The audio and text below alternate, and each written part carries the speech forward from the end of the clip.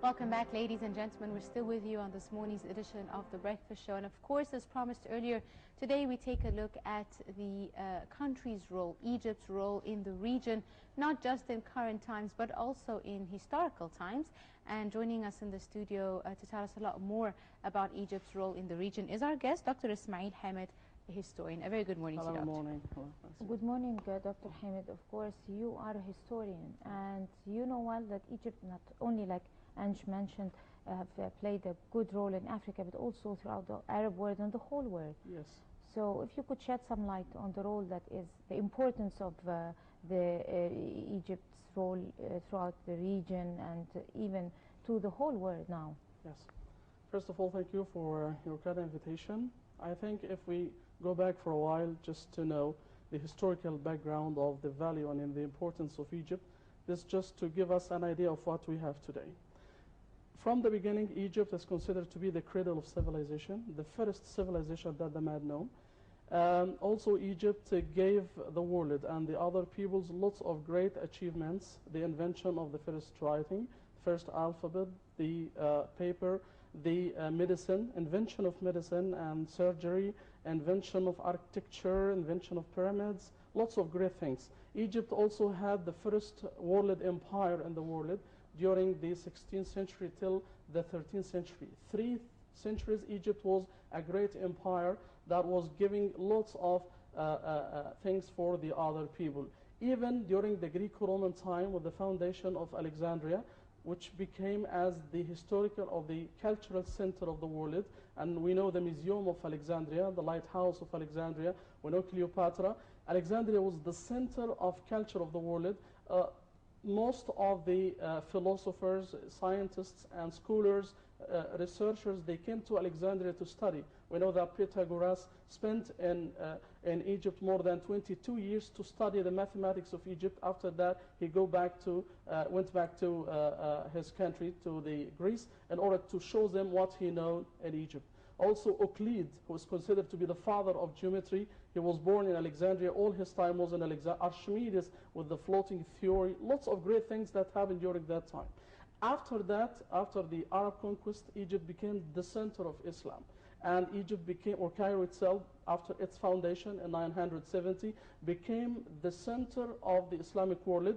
From Egypt, the sultans of Egypt, they saved the Islamic world from great dangers. I think we have 2 great events during that time, especially in 1187, at the time of Saladin, who was the Sultan of Egypt. He led the Egyptian army to defeat the Crusades. Crusades during that time was a great danger. We know the story of Richard Lionheart of England, and when they came with their army in order to invade the Islamic world, the Egyptian army was Saladin. They defeated them and they stopped their danger.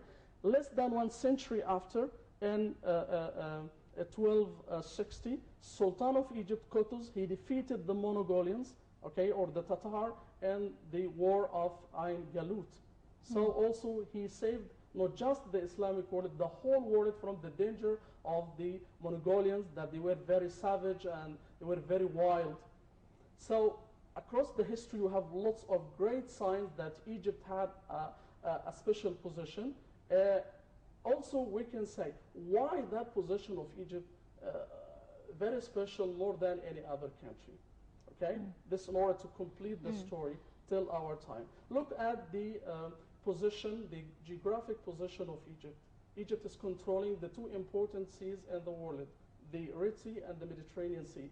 And after the digging of the Suez Canal in 1859 till 1869, 10 years of digging by the Egyptian people, Egypt controlled the whole world by the Suez Canal from the Red Sea and the Mediterranean Sea. So this is a very strategic position of Egypt. So all the great powers of that time, they looked at Egypt and how to control Egypt in order to control the whole world at the same time. Indeed. Doctor, let's also talk about the role of Egypt, not just in the region, but also in Africa. Yes. Egypt has always had a very historical and important role in Africa, and it continues to have this kind of role. Tell us a little bit more. Egypt, it has also a special position on the same time. a part of Egypt in Asia, which is Sinai. It's an Asiatic part, not African. And the rest of Egypt on the west of the Suez Gulf and the Red Sea, this African part of Egypt, which is nearly 94% of the land of Egypt. So Egypt is divided between two continents, and it does not happen just with different countries like Turkey, a small part in Europe and the big part in Asia, Russia on the same time. So just these three countries that they are in two different continents. And because of the majority of the part of Egypt or the land of Egypt in Africa, so Egypt had a leading role in Africa, especially after the revolution of July 1952. Nasser was the president of Egypt. He had a very wide vision on how to help the African country to give them the independence. So after the revolution of Egypt, Egypt gave all the support to the African countries and also the Arab countries in order to be freed and to be independent from the imperialism or the occupation. Look, for example, for Algeria. Algeria was occupied by France in 1830 till 1964. So more than 100 years of a very savage occupation. France considered Algeria as a French territory. So Egypt gave Algeria all kind of support, military support, financial support, in order to resist the occupation. And on the other side, France became so angry of Egypt because of that support of the revolution there. So France with England, with Israel, they made the war against Egypt, which is the war of the three-quarter invasion. It was in 1956. This is because of the support of Egypt to the Algerian revolution. And even with this, also Egypt continued that till the independence of Algeria, the same also to Tunisia, the same to Morocco, the same to the other countries.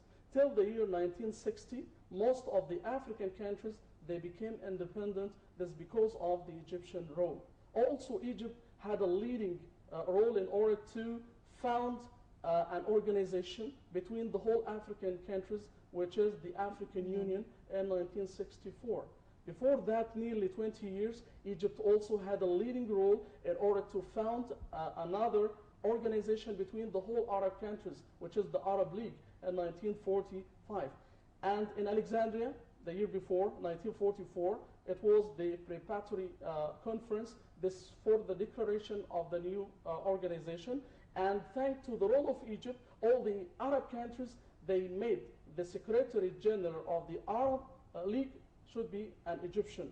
This was just an exception after the peace agreement with Israel that they transferred the residents of the Arab League from Egypt. But all of these countries, they appreciate the role of Egypt in the modern time. And I think from that's to be the Secretary General should be an Egyptian for the Arab League. I think something very important and very significant of this part. Right, that's very good. That's very true that history recorded that for Egypt. But do you think Egypt's role in the region have retreated lately because of the different corrupted regimes? Yes, we should recognize of this. We should confess of this point of view. Not just the history we should depend on. With the history, we should have the actions.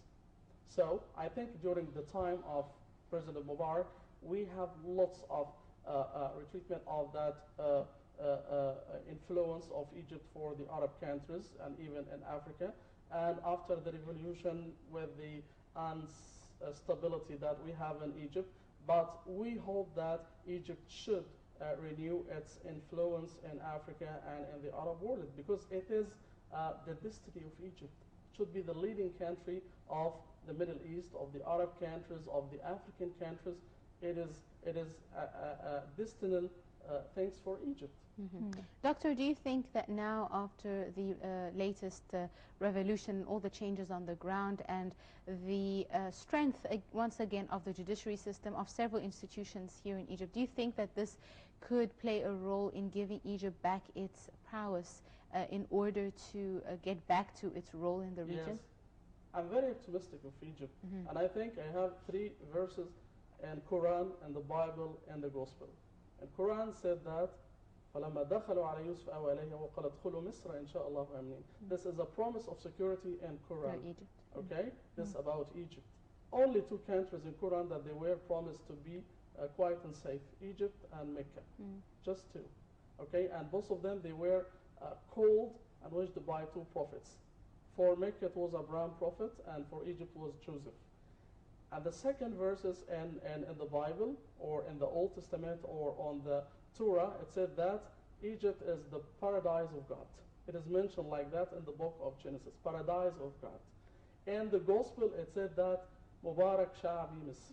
It is said that not the President Mubarak, but it means that Blessed. the people of Egypt may be pleased by the God.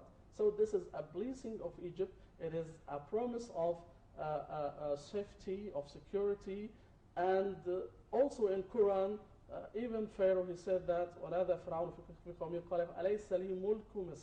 only one country which is related with the mulk, with the kingship, with the power, just Egypt. So it is the destiny of Egypt.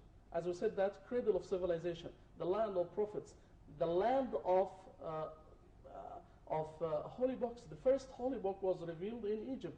The land of religion, the first religion, which is the religion of Moses, was created in Egypt. So we should be optimistic about Egypt. We should not be afraid of all that happens. It is just sedition for a short time, but after that Egypt will have its leading role in the whole world, not just in Africa or in the Arab world. Yeah, because of that importance that, or the many facts that you've mentioned right now, do you think that we are having an issue with the West, that it has many interests here in Egypt in particular, and it's trying to kill all our potentials by trying to divide the region and everything? Do you think this is the reason, and what are we supposed to do in order to be able to stand up to all those threats? This is because of the value of Egypt. There are lots of Western interests in Egypt. So we can say that we have also Western intervention. This is because of the unstable situation that we have. If we have a complete unity between the whole peoples and the different groups of Egypt, so we can resist the other countries or the other powers. But we should, firstly, that we should unite ourselves from inside. It is to unify the body of Egypt, and after that we can resist the other. So this is the problem for them.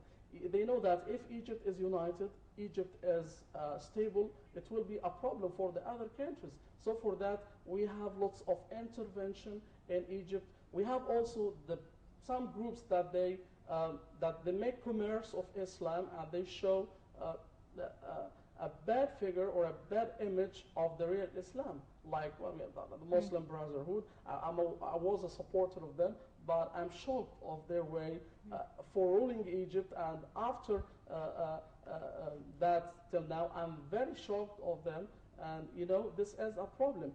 If we have nothing like that, so I'm sure that Egypt will be very stronger, and this is the idea. Indeed.